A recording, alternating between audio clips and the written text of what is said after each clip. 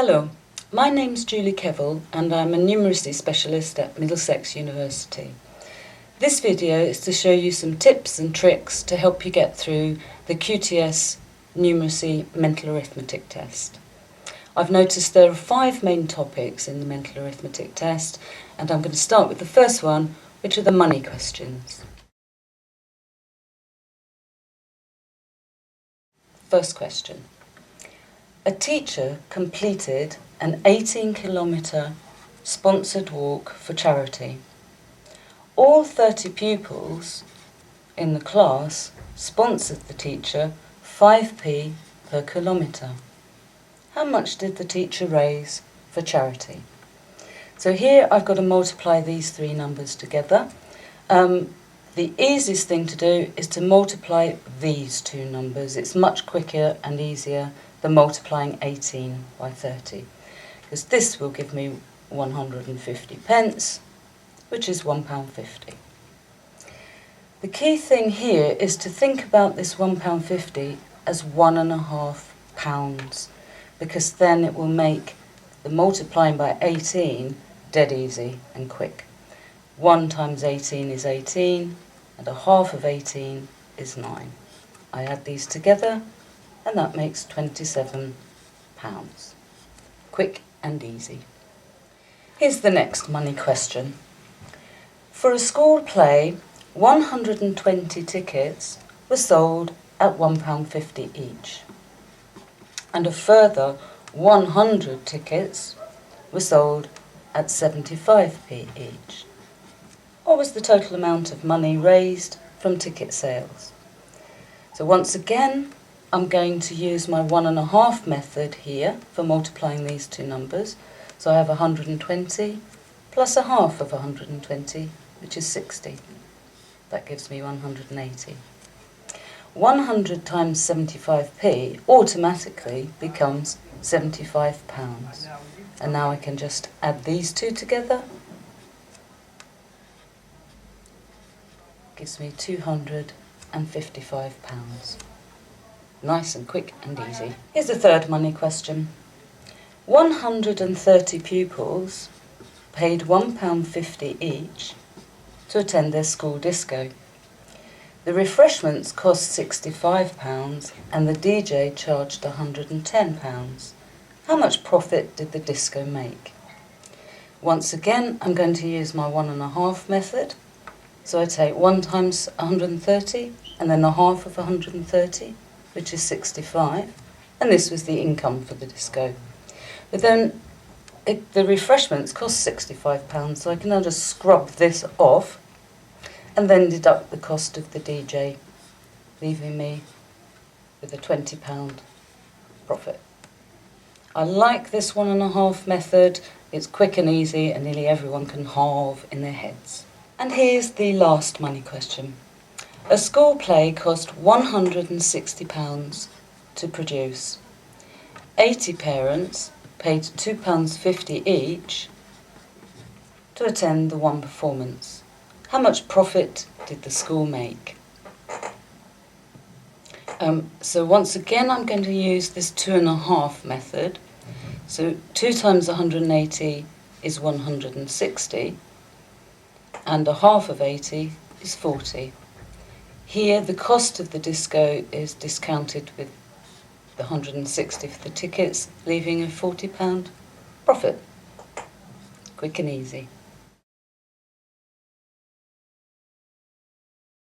The next category of questions are turning fractions into percentages. They turn into 2 main categories. One I call friendly fractions, and the other ones I call unfriendly fractions. Here's an example of a friendly fraction to a percentage. In a test, a pupil scored 18 marks out of 25. What was the pupil's score as a percentage? So, if I can make this fraction have 100 on the bottom, then it is a percentage. What do I have to do to 25 to make it 100? I have to multiply it by 4. And so I can just multiply the top number by 4. And 4 18s are 72. So this is 72%. The next question is an example of a slightly unfriendly fraction into a percentage, and these usually require you to cancel your fraction down by 7. So you would be well advised to learn your 7 times table. Okay. In Class A, 21 out of 28 pupils passed the test. In Class B, 87% of pupils passed the same test. What was the difference between the two classes in the percentage of pupils passing the test? So for this question, we need to turn 21 over 28 into a percentage. It's not a friendly fraction with a handy denominator, because this will not go into 100 nice and easily. But I can spot that this is part of the 7 times table. And in fact, this fraction cancels down. 7s into 21 equals 3. 7s into 28 equals 4. And you should know that 3/4 equals 75%. So the difference between the two will be 12%.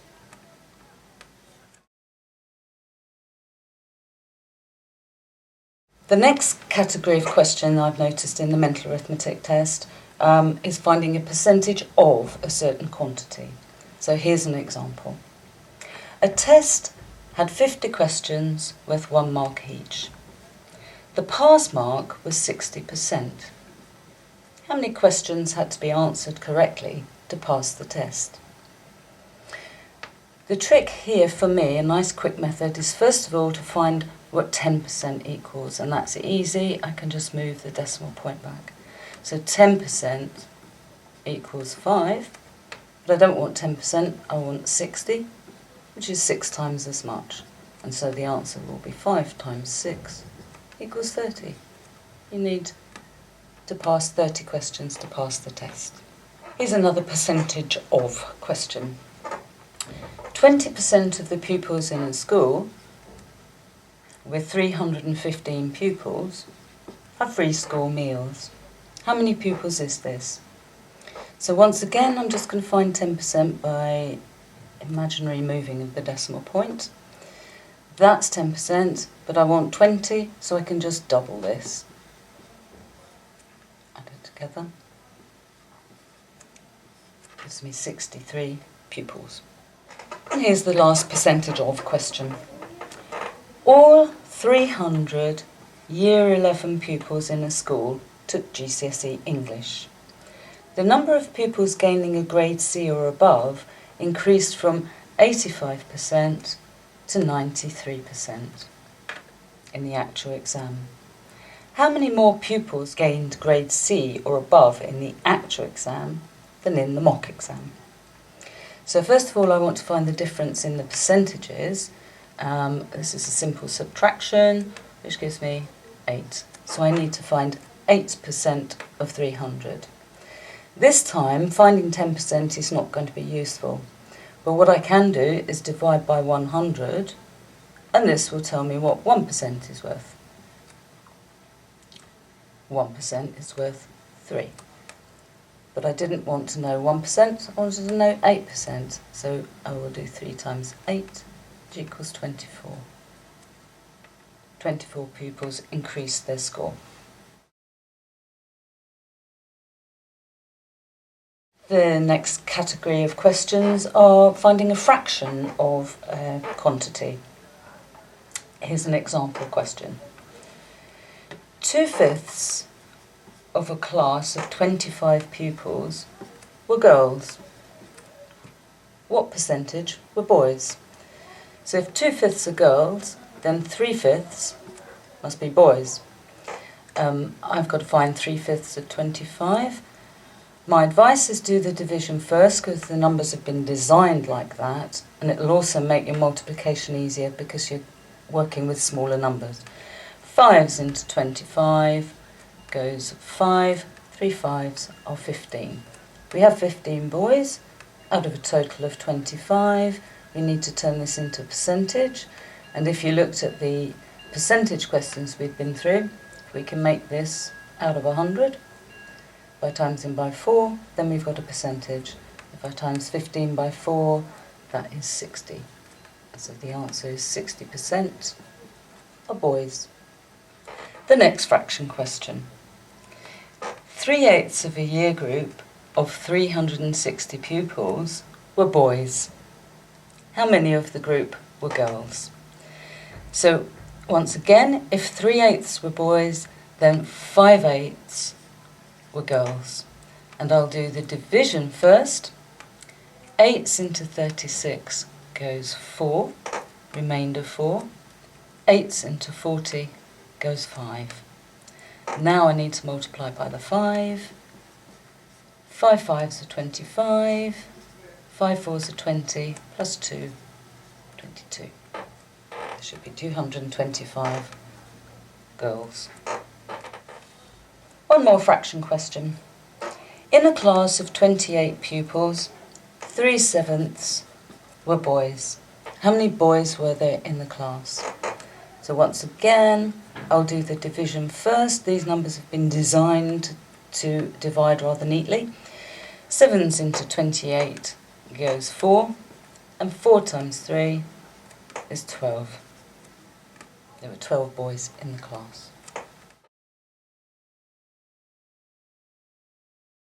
The next category of question that I've seen cause difficulties are changing kilometres to miles and miles to kilometres. What's helped me to think about these questions is the fact that a mile is bigger than a kilometre. And so whenever I'm converting from kilometres to miles, because miles are bigger, I need fewer of them. Or if I was converting from miles to kilometres, because kilometres are smaller, I need more of them. The relationship between a kilometre and a mile is 5/8 or 8/5, depending which way you want to go. If we're turning miles to kilometres, we will need more kilometres, and so we'll use this fraction with the bigger number on the top.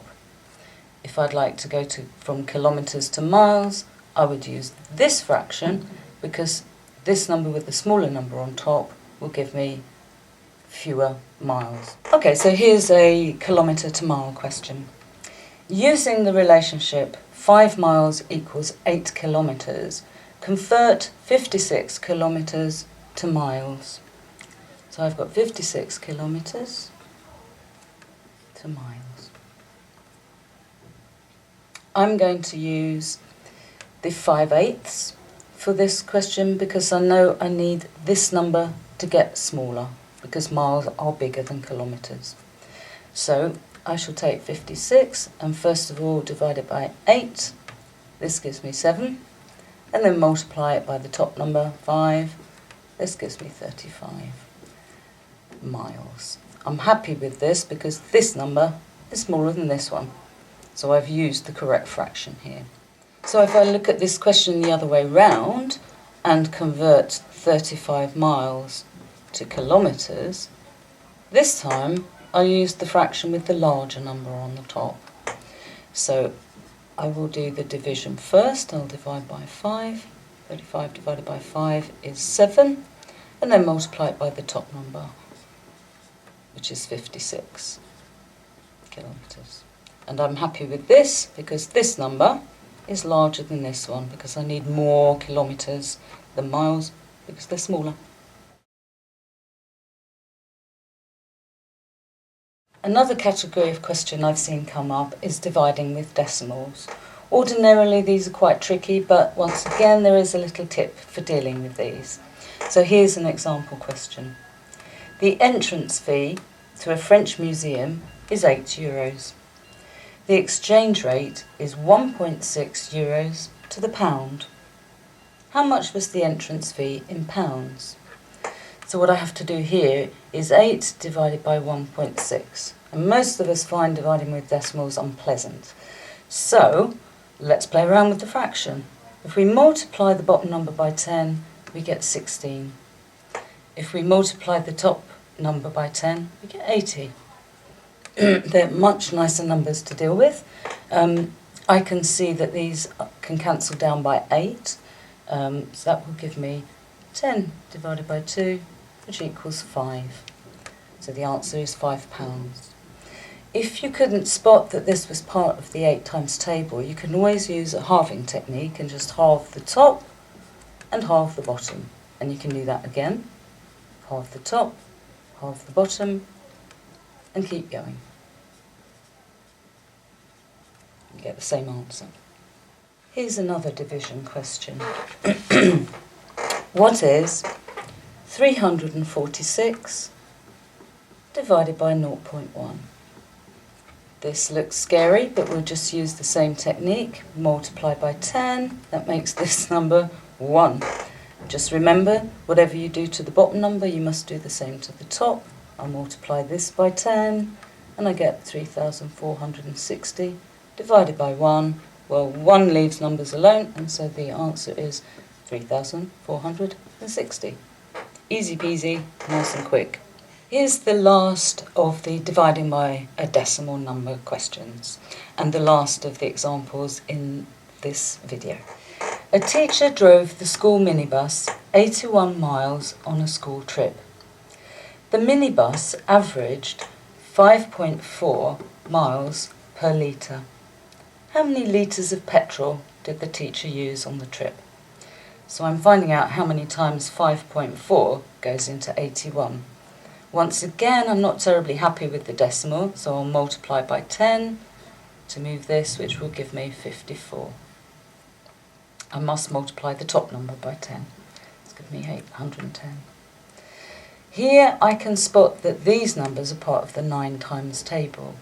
So in fact I can cancel down. This becomes 90 and this becomes 6.